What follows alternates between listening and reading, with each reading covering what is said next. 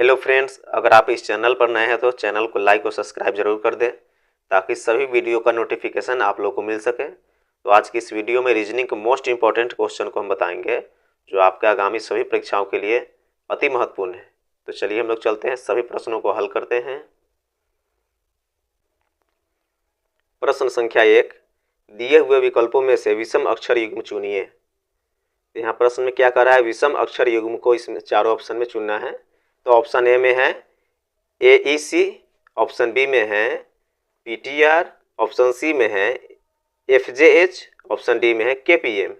इसी चारों ऑप्शन में कोई एक ऑप्शन है जो विषम अक्षर युग्म है। तो चलिए हम लोग बनाते हैं। तो सबसे पहले हम लोग देखेंगे ऑप्शन ए में, इस AC को देखेंगे इसमें कितने लेटर छूटे हुए हैं और कौन सा लेटर छूटा हुआ है। तो इसमें A के बाद B हो जाएगा, उसके बाद C हो जाता है। फिर देखेंगे इस C और E में, इस C और E में कौन सा लेटर छूटा हुआ है, D छूटा हुआ है। फिर उसी तरह से हम लोग देखेंगे ऑप्शन बी में P और R में कौन सा लेटर छूटा हुआ है। P के बाद क्या होता है जी, Q होता है, उसके बाद R है। फिर देखेंगे R और T में, R और T में कौन सा लेटर छूटा हुआ है, S छूटा हुआ है। फिर उसी तरह से हम लोग ऑप्शन सी में देखेंगे F और H में कौन सा लेटर और कितने लेटर छूटे हुए हैं। तो F के बाद क्या होता है जी, G होता है, उसके बाद H हो जाता है। फिर देखेंगे हम लोग H और J में, H और J में कौन सा लेटर छूटा हुआ है जी, I छूटा हुआ है। फिर उसी तरह से हम लोग ऑप्शन डी में भी देखेंगे कि कौन कौन से लेटर छूटे हुए और कितने लेटर छूटे हुए हैं। तो चलिए के और एम में हम लोग देखते हैं। इस के और एम में के के बाद क्या होता है जी, एल होता है, एल के बाद एम हो जाता है, तो यहाँ भी एक लेटर छूटे हुए हैं। फिर देखेंगे एम और पी में, एम और पी में क्या हो जाता है जी, एम के बाद एन हो जाता है, उसके बाद क्या हो जाता है जी, ओ हो जाता है, तब पी आता है। तो यहाँ जो है दो लेटर, यहाँ जो है दो लेटर यहाँ छूटा हुआ है, लेकिन ऑप्शन ए में, ऑप्शन बी में, ऑप्शन सी में एक ही लेटर छूटा हुआ है, और लेकिन ऑप्शन डी में दो लेटर छूटे हुए हैं। इसलिए विषम अक्षर युग्म कौन होगा जी, इसमें ऑप्शन डी होगा। तो इसका राइट आंसर ऑप्शन डी होगा। प्रश्न संख्या 2, दिए गए विकल्पों में से संबंधित संख्या को चुनिए। तो यहाँ देखेंगे प्रश्न में कि 12 का संबंध क्या है जी, 7 से है। फिर 16 का संबंध इन चारों ऑप्शन में किससे होगा। तो चलिए हम लोग इसको बनाते हैं। तो सबसे पहले हम लोग 12 को क्या करेंगे, इस 12 को कि 7 आ जाए। तो हम लोग अगर 12 को 2 से डिवाइड कर देते हैं तो कितना आ जाएगा जी, 6 आ जा रहा है। तो अब यहाँ तो 6 है, लेकिन यहाँ प्रश्न में क्या दिया हुआ है, 7 है। तो इसी 6 में हम लोग 1 जोड़ देंगे तो कितना हो जाएगा जी, यहाँ 7 हो जा रहा है। इस तरह से 12 का संबंध जो है 7 से है। फिर सेम प्रोसेस हम लोग क्या करेंगे जी, 16 के साथ करेंगे। 16 के साथ वही प्रोसेस करके देखते हैं। चलिए, तो 16/2 कर देते हैं तो 8 दूनी 16 हो जाएगा। अब इसी में हम लोग क्या कर देंगे जी, जब इसमें एक जोड़े हैं तो यहाँ भी एक ही जोड़ेंगे। तो जब एक जोड़ दे रहे हैं तो कितना हो जाएगा जी, 8 एक 9 हो जा रहा है। तो चलिए हम लोग ऑप्शन में देखते हैं 9 है या नहीं। तो ऑप्शन ए में 10 है, ऑप्शन बी में 9 है, तो इसका राइट आंसर ऑप्शन बी हो जाएगा, 9। तो ये भी प्रश्न जो है पिछले अनेकों परीक्षाओं में बार बार इस प्रकार के प्रश्न आए हैं और आगामी परीक्षाओं के लिए भी अति महत्वपूर्ण प्रश्न है। तो चलिए हम लोग देखते हैं अगला क्वेश्चन। प्रश्न संख्या 3, इंटरनेशनल शब्द के अक्षरों से निम्न में से कौन सा शब्द नहीं बनाया जा सकता है। यहाँ 4 ऑप्शन दिया हुआ है, इसी चारों ऑप्शन में देखना है कि कोई एक ऐसा ऑप्शन है जो इस इंटरनेशनल से वो मैच नहीं करता होगा। तो चलिए हम लोग इंटरनेशनल से मैच करते हैं सभी ऑप्शन को। तो यहाँ टेनर में देखते हैं, यहाँ टी है तो यहाँ भी टी है, यहाँ ई है तो यहाँ भी ई है, यहाँ एन है तो यहाँ भी एन है, यहाँ ओ है तो यहाँ भी ओ है, यहाँ आर है तो यहाँ भी आर है। तो ऑप्शन ए जो है ये तो मैच कर जा रहा है, तो ये नहीं हो सकता है इसका आंसर। फिर चलिए हम लोग ऑप्शन बी में देखते हैं, टेंट में। तो यहाँ टी है तो यहाँ भी टी है, यहाँ ई है तो यहाँ भी ई है, यहाँ एन है तो यहाँ भी एन है, यहाँ ए है तो यहाँ भी ए है, यहाँ एन है तो फिर यहाँ एन है, फिर देखिए यहाँ टी है तो फिर यहाँ टी है। तो इंटरनेशनल से टेंट भी जो है मैच कर जा रहा है, तो ये भी आंसर इसका नहीं होगा। फिर चलिए हम लोग ऑप्शन सी को देखते हैं, नेशनल को।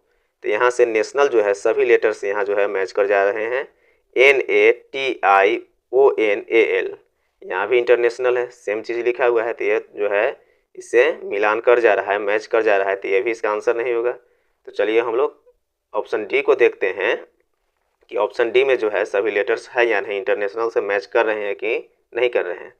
तो यहाँ टी है, यहाँ टर्मिनल दिया हुआ, तो यहाँ टी है, यहाँ भी टी है, यहाँ ई है तो यहाँ भी ई है, यहाँ आर है तो यहाँ भी आर है, यहाँ एम है, लेकिन इस इंटरनेशनल में एम नहीं है। तो यही एम जो है क्या है जी, सबसे अलग है, जो इंटरनेशनल से मैच नहीं कर रहा है।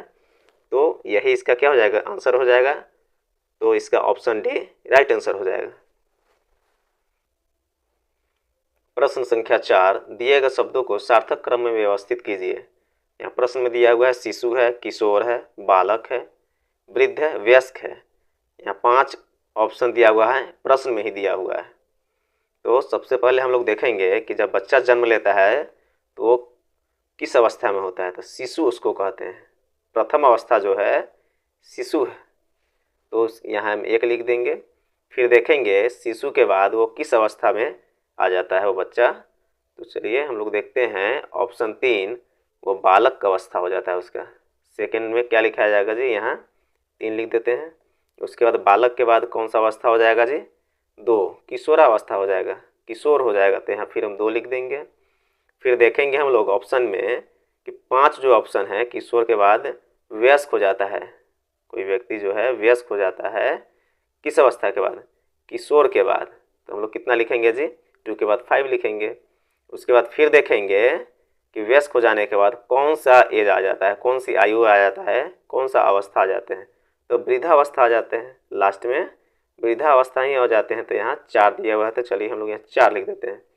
तो यहाँ कितना है जी, 1 3 2 5 4। तो चलिए हम लोग ऑप्शन में देखते हैं कि है या नहीं। तो ऑप्शन ए में 3 1 2 4 5 है, लेकिन ऑप्शन बी में देखिए 1 3 2 5 4 है। तो ये जो है इससे क्या हो जा रहा है जी, वो मैच कर जा रहा है। तो यही आंसर हो जाएगा ऑप्शन डी। प्रश्न संख्या 5, दी गई आकृति में सबसे भिन्न आकृति का चयन करें। तो यहाँ 4 फिगर दिया हुआ है, टी एल एम एक्स। इन चारों फिगर में देखेंगे कि टी जो है कितने रेखा से बना हुआ है, एल कितने रेखा से बना हुआ है, एम कितने रेखा से बना हुआ है और एक्स कितने रेखा से बना हुआ है। तो सबसे पहले हम लोग टी को देखेंगे कि टी एक ये रेखा है, फिर ये एक ए रेखा है। तो इसमें कितने रेखा से बना हुआ है, टी 2 रेखा से बना हुआ है। फिर एल में देखेंगे 1 2, यहाँ भी 2 रेखा से बना हुआ है। फिर एम में देखेंगे कि 1 2 3 4, एम जो है 4 रेखा से बना हुआ है। फिर एक्स को देखेंगे 1 2, एक्स कितने रेखा से बना हुआ है, 2 रेखा से। तो 2 रेखा से कौन कौन जो है इसमें फिगर में बना हुआ है, तो एक्स बना हुआ है, एल बना हुआ है, टी बना हुआ है, लेकिन एम जो है 4 रेखा से बना हुआ है। तो एम के सामने क्या दिया है, सी दिया हुआ है। तो चलिए हम लोग ऑप्शन सी में टिक लगाते हैं। तो यही जो है ऑप्शन सी इसका राइट आंसर हो जाएगा। तो यह भी प्रश्न जो है काफ़ी अति महत्वपूर्ण प्रश्न है, क्योंकि आगामी परीक्षाओं में इस प्रकार के प्रश्न अक्सर आने की ज़्यादा चांसेस होती है। तो यह प्रश्न जो है इसको VVI क्वेश्चन को आप लोग मान करके चलिए। प्रश्न संख्या 6, नीचे दिए गए प्रश्न का सही वेन आरेख बताएं। प्रश्न में दिया हुआ फूल, कपड़े, सफ़ेद। तो चलिए हम लोग इसको बनाते हैं वेन आरेख द्वारा और देखते हैं कि इसमें कौन सा ऑप्शन है तो इसका सही आंसर है। तो हम लोग सफ़ेद पर सबसे पहले हम लोग गौर करेंगे कि सफ़ेद जो है ये कपड़ा भी हो सकता है और फूल भी हो सकता है। सफ़ेद को उजला भी बोलते हैं। तो उजला कलर जो है, उजला रंग, कपड़े भी हो सकते हैं और कोई भी फूल भी हो सकता है। तो इसका वेन आरेख किस प्रकार से बनेगा, ये क्या हो गया जी, सफ़ेद हो गया। इधर क्या हो गया जी, ये सफ़ेद जो है कपड़े भी हो सकते हैं, इधर सफ़ेद फूल भी हो सकते हैं। तो इस प्रकार का जो है वेन आरेख यहाँ बनेगा। तो चलिए हम लोग ऑप्शन में देखते हैं कि इस प्रकार के वेन आरेख किस ऑप्शन में है। तो ऑप्शन ए में नहीं है, ऑप्शन बी में भी नहीं है, ऑप्शन सी में भी नहीं, ऑप्शन डी में इस प्रकार का वेन आरेख दिख रहा है। इसका राइट आंसर ऑप्शन डी हो जाएगा। तो आप लोगों को ये बता देना चाहता हूँ कि जो प्रश्न है पिछले अनेकों एग्जाम में इस प्रकार के प्रश्न बार बार आए हैं। तो आने वाले आगामी सभी परीक्षाओं के लिए काफ़ी मोस्ट इम्पॉर्टेंट प्रश्न है। प्रश्न संख्या 7, सुमित्रा अपने घर से चलना शुरू करती है और 7 किलोमीटर दक्षिण की ओर चलती है। फिर वह लगातार 4 बार बाईं ओर मुड़ती है और हर बार 3 किलोमीटर चलती है। अब उसका मुख किस दिशा में है। तो चलिए हम लोग इस प्रश्न को बनाते हैं। काफ़ी आसान प्रश्न है, इजी वे में जो है यह प्रश्न बन जाएगा। तो चलिए इसको शुरू करते हैं बनाने का। तो इस प्रकार के प्रश्न को बनाने के लिए सबसे पहले दिशा का ज्ञान होना ज़रूरी है कि दिशा जो है कौन सा दिशा किस तरफ है। तो चलिए हम लोग पहले दिशा के लिए यहाँ डायरेक्शन एक बना लेते हैं। ऊपर उत्तर हो जाता है, नीचे दक्षिण हो जाता है, फिर जो है राइट साइड में पूरब हो जाता है और लेफ्ट साइड में पश्चिम हो जाता है। तो हम लोग प्रश्न को फिर देखते हैं कि सुमित्रा जो है 7 किलोमीटर दक्षिण की ओर चलती है। मान लीजिए कि यहाँ से सुमित्रा जो है यहाँ तक चली 7 किलोमीटर। कितना चली? 7 किलोमीटर। फिर वह लगातार 4 बार बाईं ओर मुड़ती है। वह लगातार 4 बार बाईं ओर मुड़ती है। तो ये सुमित्रा के लिए जो है बायां दिशा इधर की तरफ होगा। तो ये कितना होगा जी? एक बार ये मुड़ा, कितना किलोमीटर मुड़ा? 3 किलोमीटर मुड़ा। फिर जो है सेकेंड टाइम्स में भी 3 किलोमीटर मुड़ा, फिर थर्ड टाइम्स में भी 3 किलोमीटर मुड़ा, और फिर जो है चौथा बार भी, फोर्थ टाइम में भी 3 किलोमीटर ये जो है लगातार 4 बार ये क्या हुआ जी? मुड़ गई। तो इसके लिए जो है अब उसका मुंह जो है किस दिशा में है? तो फिर जो है दक्षिण की तरफ वो चले गई। किधर चले गई? तो वो फिर जो है दक्षिण की तरफ वो चले गई। चलिए हम लोग ऑप्शन में देखते हैं दक्षिण है या नहीं। तो ऑप्शन ए में पूरब है, ऑप्शन बी में दक्षिण है। तो इसका राइट आंसर ऑप्शन बी हो जाएगा। ये भी प्रश्न जो है अति महत्वपूर्ण प्रश्न है।